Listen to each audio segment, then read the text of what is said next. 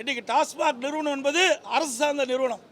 அந்த நிறுவனமே அரசின் சார்பாக உச்சநீதிமன்றத்திலே இந்த அமலாக்கத்துறை சம்பந்தமான வழக்கை தமிழ்நாட்டில் இருக்கின்ற உயர்நீதிமன்றம் நடத்தக்கூடாது, அதற்கு பதிலாக வேறு மாநிலத்துக்கு உயர்நீதிமன்றம் நடத்த வேண்டும் என்று இன்றைக்கி மென்ஷன் செய்திருக்க. அதைத்தான் நாங்கள் கேட்கின்றோம்.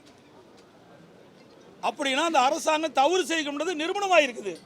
ஏன்னா எதுக்கு வேறு மாநிலத்தில் சுட்டி காட்டுறாங்க? எல்லா பகுதியிலுமே நீதிமன்றம் தானே.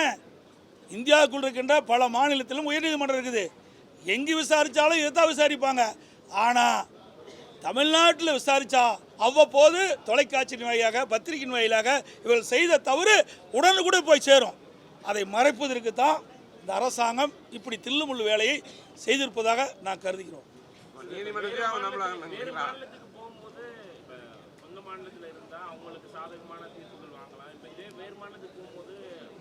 ஏங்க நீதிமன்றத்தில் போய் சாதக பாதகம்லாம் கிடையாது.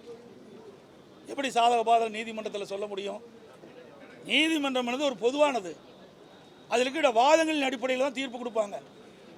அதில் இருக்கிற என்னென்ன ஆதாரங்கள் இருக்கின்றது, அந்த ஆதாரங்களின் அடிப்படையில் தான் தீர்ப்பு கொடுக்கப்படும்.